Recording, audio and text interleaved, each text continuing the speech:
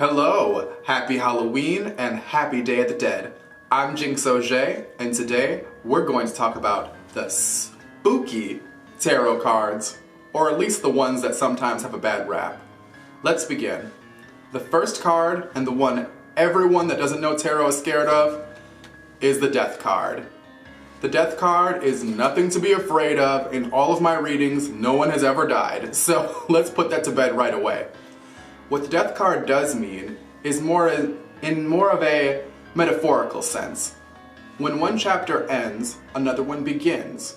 And this is very much echoed in Indian culture with Shiva, the destroyer. When we hear destruction, we think of something bad, but at the end of the day, we have to sometimes get rid of certain things to make space for better things. That's why in the card, you see a child and a pope.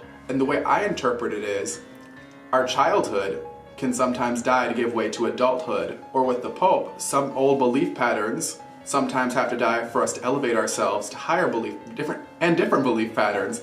So pretty much, it's very much a card of transitions. And if you look in the background of the card, you see the sun is coming up. So it's getting rid of the old and making way for the new.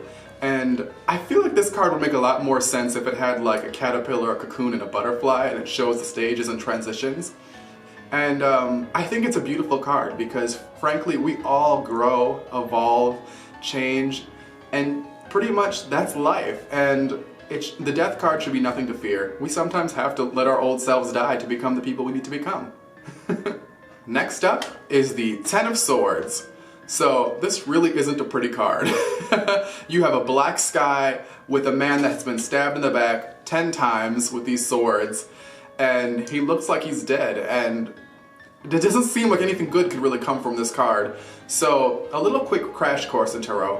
When you see swords, they symbolize the mind, thought processes, how we categorize the world, how we communicate, how we talk to each other, the way we think, and all that. So, anytime you see swords whatsoever, that's the symbolism behind it. So, when you see it in this man's back, it corresponds to that type of idea. However, this 10 in numerology means completion, the end, that's the complete thing. When we're counting, 10 is the highest form it can go, and then we go on to 11 through 20, and 20 is the highest it can go, and then all the way up to 30. So you can kind of see the pattern there of completion and ends. So what's good about this card is this means this is the lowest point of any bad scenario. And if you look in the distance of the card, there's a yellow sky and dawn. So that means this is the worst it can get, it's going to get better. So there's always hope, and even in the worst of cards, there is a silver lining, in this case, literally.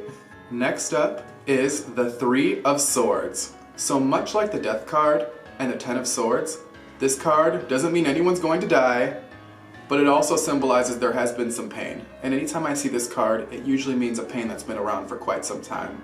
And just like the Three of Swords, I say it's been around for at least 3 years.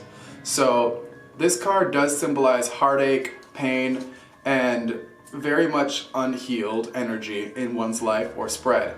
So one of the good things about this card is acknowledging that and healing so we can pull the swords out. And sometimes we need to hear that. And like all cards, like I said, they all have a silver lining, even the ones that seem a little rough. Next up is the Major Arcana card of the Hanged Man. And at first glance, someone's like, who's getting hanged? No one's getting hanged. The way I interpret this card is it's those moments in life where sometimes we have to pause and look at things from a different angle. Sometimes we get on roads we're not supposed to be on in life, and sometimes that involves us moving forward, and then we stop and reverse. The Hanged Man is that reversing to get on the right track energy. It's like we're not moving forward anymore, but we're kind of figuring it out, course correcting, reevaluating, looking at things from a different angle. And that's why the man is hanged upside down. He even has a halo because he's turned upside down, seeing things differently, and is illuminated because of it.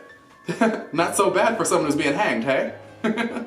And finally, we saved the best for last, the one that sends all the Christians up the walls, the Devil card. So I promise you, this isn't as an evil or insidious or crazy as people make it out to be. Let's explain. So the Devil card has an opposite card in the deck called the Lover's card. And in both cards, we see Adam and Eve both pictured in the cards. We also have in the Lover's card an angel, which I'm pretty confident is the Archangel Gabriel, and the Devil card we have the Baphomet. So these very much show opposite energies, and with certain opposites there are parallels, which is very unusual, but also adds a lot to the dimension of both cards and value, I think. So let's start with the Lover's card so you can have more insight on the Devil card. The Lover's card speaks of true love. It doesn't have to be a lover per se, but it could be a very meaningful relationship. Someone who is one of the main characters in your storyline, someone who really loves, cares, cherish, one of those beautiful relationships. And that's why in the card we see Adam and Eve, because they're very much interconnected in both their own stories. And it's a very beautiful card. So the Devil card is the opposite. This talks about things that aren't love necessarily, and sometimes we get confused with love. So there's certain people around us who, you know, they aren't angels, and sometimes the demons in our lives can be the ones inside of us. They could be the people around us we think are friends. They could be vices. They could be addictions. They could be abusive behaviors. I know lots of people have found themselves in abusive relationships where they think it is love, but it isn't. And the Devil card very much reflects that type of idea. So it is necessary to sometimes have some clarity in our life when there are vices, when there are demons, metaphorically speaking, not literal ones coming from the pits of hell.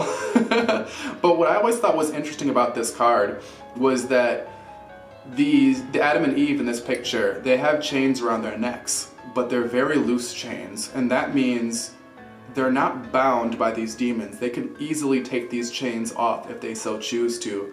Much like many of the vices, addictions, devils, and bad things in our life. You know, when we're in bad relationships, no matter if it's a parent, a lover, a friend, etc., we can walk away, but walking away is not always the easiest thing to do. That's why the chains are so loose upon Adam and Eve in this picture. And you see the devil having a flame on the base of the man Adam for his base instincts and root chakras, and you see the woman with fruit, and it's some people like, though, I will say that I have had a few readers or people I've read for that don't mind the devil in their readings, because sometimes they do like to delve in those lower vibrations. We all do from time to time, so this is not about shaming anybody. But with that being said, I did want to provide some clarity on what these tarot cards mean. And if you're interested in a reading, definitely send me a message and we'll get to you. All right, happy Halloween, happy Day of the Dead. You guys stay safe. Mwah.